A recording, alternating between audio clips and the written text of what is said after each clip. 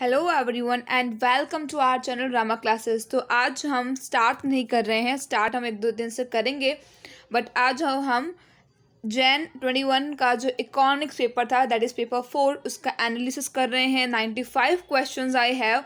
इससे आपको ये पता चलेगा कि कितने चांसेस हैं आपके पास होने के एंड फेल होने के, एंड आपने जितने अटेम्प्ट किए हैं उसमें से कितने मार्क्स आप इजीली कवर कर सकते हो। Okay, so today we are going to start about the analysis only. And one of the most easiest questions among all is the book Wealth of Nation was written by. So answer is Adam Smith.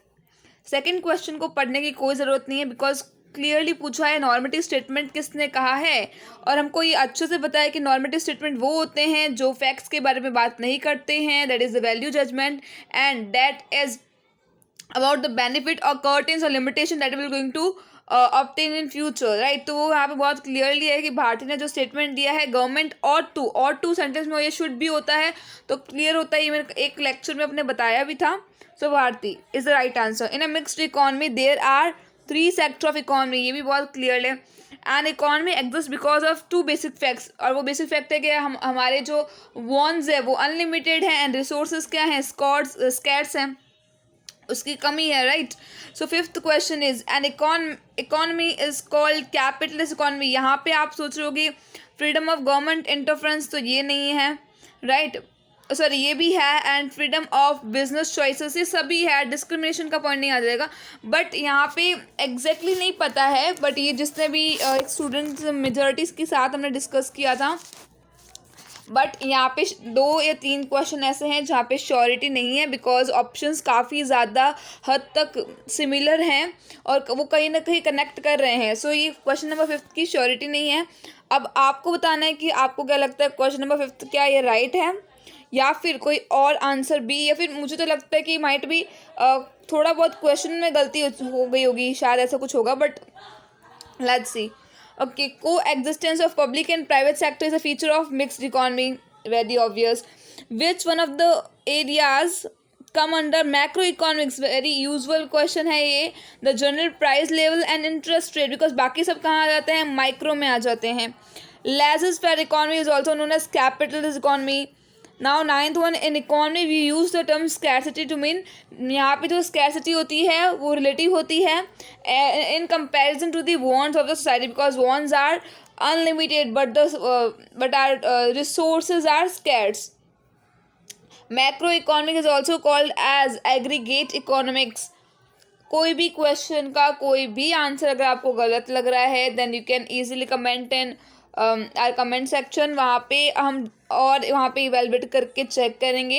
ये सारे questions and answers जो हैं ये proper PDF format में send किए students के through he. So if you want more clarity, तो अगर आप चाहते हो ये PDF में टेलीग्राम चैनल पे भी सेंड करूँ, then you have to write in the comment section. Okay, next is 11th question is capital economy offer incentives for efficient economic decisions. Okay, what is not the determinants of demand, price of unrelated goods, because वहाँ पे अगर आपने determinant अच्छे से पढ़े होंगे तो वहाँ पे price of related goods था जिसके अंदर 2 सब points थे, and that is the substitute goods and complementary goods. तो unrelated word यहाँ पे ऐसा कोई डिटर्मिनेंट नहीं है। Effective demand obviously depend on the price, सबसे पहले जो डिमांड को एफेक्ट करता है that is the price only. और यहाँ पे बाकी सारे ऑप्शंस कहीं पे भी कनेक्टेड नहीं कर रहे हैं।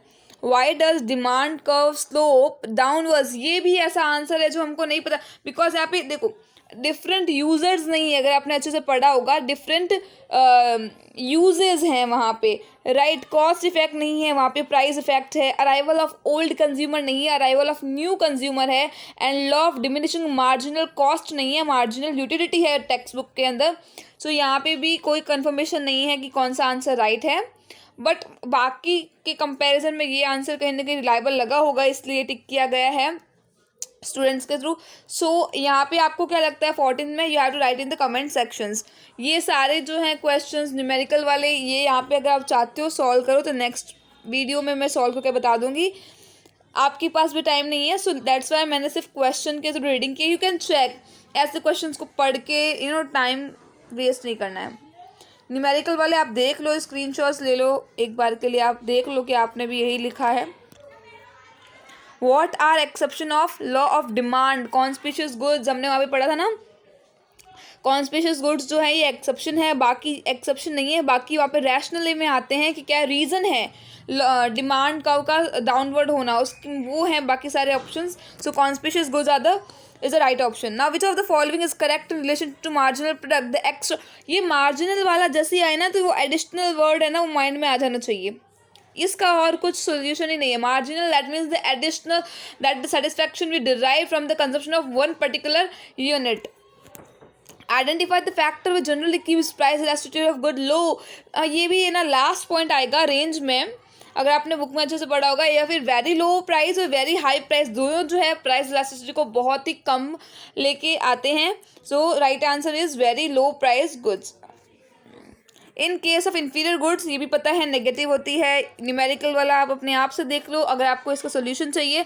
Again I am going to say the repeating things only that you have to write in the comment section.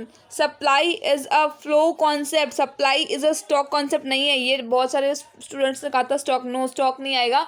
Flow is the right answer. 23rd, what is the numerical measure of the elasticity for perfectly elastic, that is the infinity, we know very well. Zero कब होगा जब perfectly inelastic होगा. बाकी सबको तो आपको पता ही है, relatively वाला ऑप्शन में आता है. Production may be defined as an act of creating utility. ये भी हमको पता है because man cannot create matter but it can create utility. According to Cobb-Douglas function, labor contribution in increase in third, fourth, right, and capital का 1/4 था. When average product fall होती है, marginal product is less than average product. How many kinds of economy of scale there are? 2. कहीं पे भी doubt है then you have to write in comment section. In short run law of variable proportion is also known as law of diminishing return. ये सब इसका paper इतना easy बनाया गया है. When supply curve means to high, it means कि supply increase हुई है. ओके, सप्लाई कर्व लिखा है हमने यहाँ पे देखा था ना डिमांड के केस में भी, क्योंकि क्वांटिटी डिमांड लिखा होता था हमको ये मानना पड़ता था quantity demand it means that is the movement. But यहाँ पे लिखा था demand that is only demand ना, तो हम मानते थे दैट इज द इंक्रीज और डिक्रीज केस. तो यहाँ पे इसलिए सप्लाई इंक्रीज वाला ऑप्शन लिया, एक्सपांड वाला नहीं आएगा. The law of return to इसके लिए लॉन्ग रन वाले में आ जाएगा. The second glass of the lemon gives lemon only lesser satisfaction to a thirsty boy. This is clear case of law of diminishing marginal utility, because जैसे जैसे हम consumption वहाँ पे ज़्यादा होगा और हमारा वहाँ पे क्या होगा, मार्जिनल यूटिलिटी क्या होगी, कम होती जाएगी, सेटिस्फैक्शन कम होता जाएगा. Total revenue curve is positively sloped. मुझे यहाँ वाले क्वेश्चन में भी आप बताओ ये करेक्ट है कि नहीं, ये मैं लास्ट में फिर कमेंट सेक्शन में लिखूंगी. ये बताओ 32 का ये जो आंसर यहाँ पे टिक किया गया है ये करेक्ट है कि नहीं. डाउट है ये करेक्ट है कि नहीं तो मैं कमेंट सेक्शन में लिख दूंगी परफेक्टली इसका रीज़न. बट अभी आप बताओ ये करेक्ट है, अगर करेक्ट है तो क्यों करेक्ट है, गलत है तो क्यों गलत है. Which one is not a part of element of market volume of business. ठीक है, वहाँ पे जो 6 एलिमेंट्स दिए थे उसमें से ये नहीं आता है. Which of the following not a condition of perfect competition. Informative advertising to ensure that consumer very, मतलब इसमें हमें दिमाग ही नहीं लगाना है बिल्कुल भी. Oligopoly industries are characterise by, वहाँ पे जो फर्म होती है डोमिनेटिंग होती है बट कम होती है, और वहाँ पे कहीं ना कहीं जो हमारी एंट्री होती है वहाँ पे बैरियर्स होते हैं. The long run equilibrium outcomes in monopolistic competition and the perfect competition are similar because in both market firms will only earn normal profit. इसका भी बताओ, बिकॉज ये जो क्वेश्चंस बाकी सब आए ना वो सब तो एकदम वो था लॉलीपॉप वाला. ओके 36 एंड ऊपर जो बताए इसका आंसर रीज़न बताओ मेरे को. XYZ can earn super normal profit in long run. Obviously monopoly, because जहाँ पे प्राइस डिस्क्रिमिनेशन मैक्सिमम होता है that is the monopoly. Both buyer and seller set price of the good under bilateral. बहुत सारे लोगों ने ऑर्गेनाइज किया है, ऑर्गेनाइज नहीं होता है इसका answer. Market where number of sellers are large and product differentiation is slight it called monopolistic, right. Perfect competition and monopolistic में यही एक डिफरेंस है कि यहाँ पे परफेक्ट के अंदर जो प्रोडक्ट्स होते हैं वो आइडेंटिकल होते हैं, बट यहाँ पे आइडेंटिकल नहीं होते हैं, वहाँ पे स्लाइट डिफरेंस रहता है मोनोपोलिस्टिक में. Average cost curve is used. Which of the following statement characteristic the best non economic activities. The undertaking purpose of this activities is not earning of, या नॉन इकोनॉमिक मतलब जहाँ पे हमारा return हम expect नहीं करते but वहाँ पे भी खर्चे होते हैं. Occupation in which people work for others, हम दूसरों के लिए काम करते हैं दैट इज द एम्प्लॉयमेंट. खुद के लिए काम करते हैं that is the profession. Okay, which is not a feature of LLP. All LLP have existent for fix period, no obviously not, right. ये गोइंग कंसर्न वाला कॉन्सेप्ट होता है, बट ये फिक्स्ड पीरियड वाला हम कहीं पे भी वर्ड यूज़ नहीं होना चाहिए, so this is the wrong one. Okay, liability of member of HUF is limited to the extent of his share, right? And in business and accept करते हैं because करता कि वहाँ पे liability कैसी होती है, unlimited होती है. Feature of dash is fall in interest rate and people demand for holding liquid money, that is a depression. Okay, ये भी बताओ, contraction होना चाहिए कि depression is the right one. Business that are more vulnerable to charge in business cycle and whose क्या लिखा है, are closely linked to, this is the writing वहाँ पे problem है issue, are closely linked to, अभी again I don't getting what is written here, so the cyclical business, answer clear हो जाता है यहाँ पे. Optimistic and pessimistic, ये business cycle का question है, and the right answer is C, that is a pick up. Now according to Hot Tray, which of the following is correct? सो उन्होंने यही कहा है कि जो हमारा जो ट्रेड साइकिल है that is totally the monetary phenomenon, and वहाँ पे जो अफेक्ट भी होता है that is on the environment और on the organisation, that is the monetary phenomenon. Secular period is also known as very long period. यहाँ पे चार होते हैं ना, short, very short, long and very long. Pure oligopoly based on homogeneous product. Total revenue curve initially increases at a diminishing rate due to diminishing MR curve. Okay. Which of the following statement is false? Accounting profit is equal to total revenue less implicit cost. Is it? ये ऐसा नहीं है. यहाँ accounting जो cost होती है हमें पता है वो that is only explicit cost, and economic cost होती है that is the explicit cost plus implicit cost. तो यहाँ पे implicit cost ये जो है false है. In context of oligopoly, King demand curve hypothesis designed to explain price rigidity. In economic market is generally classified as on the basis of nature of transactions. On cash market, okay, मैंने कहा बाकी तो सब मिल ही रहे. On cash market अगर यहाँ पे point पढ़ा होगा आपने, that is spot और cash transaction कुछ something ऐसा है, so that is the right answer. That is on the nature of transaction only. There is strong barrier to enter in following competition. Strong barrier, सबसे ज़्यादा barrier monopoly में रहता है because there is only a single seller. In King demand curve model, the segment demand curve below prevailing price level is inelastic. Okay, so the term business cycle refers to fluctuating level of economic activity over a period of time. During recession unemployment rate जो होती है वो rise जाती है, and output जो हो जाते हैं फॉल बिकॉज इन्वेस्टर्स का कॉन्फिडेंस जो होता है at very low level. According to dash, trade cycle occurs to onset of innovation, that is this computer a measurable economic factor that changes before is leading and after is lagging. Dash is a roadmap of company's future vision. Dash is simultaneous purchase and sale of two identical commodities or instrument, and the simultaneous sale and purchase is done in order to take advantage of price variation in two different market. That is arbitrage. This I think ये सब है ना exercise में दिए हैं पीछे, right? What is consolidation? Combination of two or more entities that occurs when entities transfer all their net assets to new entity created for that purpose. Carrying forward a transaction from one settlement period to the next, that is the badla. Right, the regional office of SEBI is not located in Chandigarh. Okay, that is true. How many members? सिर्फ एक ही member होता है जो RBI choose करती है. Now Hyundai Ltd, India Ltd Limited came to India through FDI route. That is it, लिखा है क्या? Followed the path of by creating, ये सब exercise में से provide किए हैं. This time mostly MCQs are came from the exercise only. Okay, FIPB stands for Foreign Investment Promotion Board. The form of privatization where government keep hold of responsibility and private enterprises handles management of it fully or partly, called delegation. ये सब regulatory institution है 70 में. और 71 in order to take a decision, हमारे पास ज़्यादा option होंगे, more than one option होंगे तभी हम डिसीजन ले पाएँ. ये अगर एक ही है तो हमारे पास चॉइस ही नहीं है. Decision on annual financial spending, tax and duties, obviously budget. Okay, and ये भी अगेन देखो MCQ में से, सब एक्सरसाइज में से, MCQ नहीं एक्सरसाइज में से. Which bank provide digital service page app? HDFC. यहाँ पे दो आते हैं डिजिटल सर्विस वाले, एंड दोनों के अंदर ही HDFC ही आएगा.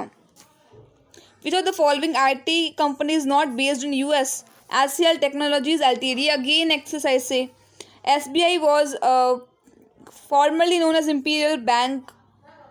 ऑड वन आउट, ऑब्वियसली हमने पता Jain Buddhist Parsi and Hindu company HUF में सॉरी फैमिलीज जो है वो HUF में आती है, बट मुस्लिम कंपनी नहीं आती, सॉरी कंपनी नहीं, मुस्लिम फैमिली नहीं आती है.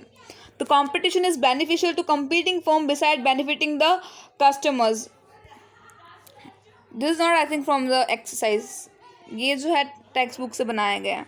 जो the following is not a part of the economic environment consumer buying pattern, that is economic word mention है, तो आप ऐसे सिर्फ इन्वायरमेंट को देख के मत लिख के आने, बिकॉज ऐसे तो सभी रिलायबल कनेक्टेड हो रहे हैं, बट इकोनॉमिक की वजह से हम यहाँ पे डिस्टिंग्विश कर पा रहे हैं. The business should continuously monitor and adapt to environment if it to survive and prosper. सब के सब एक्सरसाइज में से. When was Reliance established? 1966 के अंदर. And when was Axis Bank established? 1993. Oh, again writing issues. Maximum number of member in an LLP, that is यहाँ पे F लग रहा है ना, that is LLP is no limit. Okay. What does E stands for? Economic and environment. Which of these is not a factor of demographic environment and that is illegal? Okay. Because वहाँ पे population के बारे में talking होती है, that is geographic distribution, ethnic mix. Okay, so illegal one वहाँ पे नहीं होता. Simplification of trade restriction, that is on the globalisation part. What is cap? A cap यहाँ पे डेफिनेशन दिख रही नहीं है, बट ये जो है अगर आप अपने टेक्स्ट बुक में जाके देखेंगे, मॉड्यूल में जाके देखेंगे, तो वो एक्सरसाइज में से ही है. 1% is equivalent to 100 basis point. Okay, how many maximum number of members can be in a banking firms? 10. Normally आता है 20, बट बैंकिंग के लिए 10. Which of the following are financially sound companies with impressive record of earning of dividend? Blue chip company. Which of the following is not a part of the economic environment? Consumer buying pattern. I think it second time repeat हुआ है, right? Again economic word है, इसलिए हम distinguish कर पा रहे हैं. My customer first is the vision of west bank, Axis Bank. Public policy are always goal oriented. This is one of the characteristic. Dash emanates from decision in take a.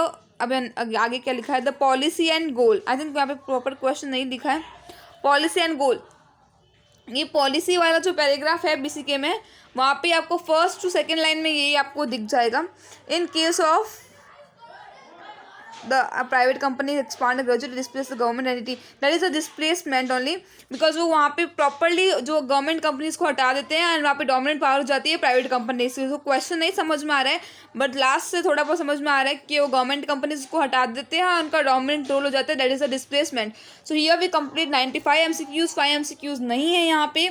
And जो मैंने आपको बताया कि reason बताना, वो आपको लिखना है कमेंट सेक्शन में. उसके अलग भी अगर आपको लगता है कोई MCQ रॉन्ग है या आपके अकॉर्डिंग अलग है, तो वो भी आपको बताना है. And one of the most important thing from within 2 to 3 days foundation की बैच स्टार्ट हो जाएगी, and after that 1 week inter की बैच भी स्टार्ट हो जाएगी. And you have to write कि आपको क्या लगता है कितने आपके ईजीली अचीव हो जाएंगे, एंड इज़ इट नेसेसरी, और आपको इसके लिए भी मैथ के लिए भी एनालिसिस चाहिए. सो I have question 70 to 75. So if you want, you have to write that too in the comment section. Thank you.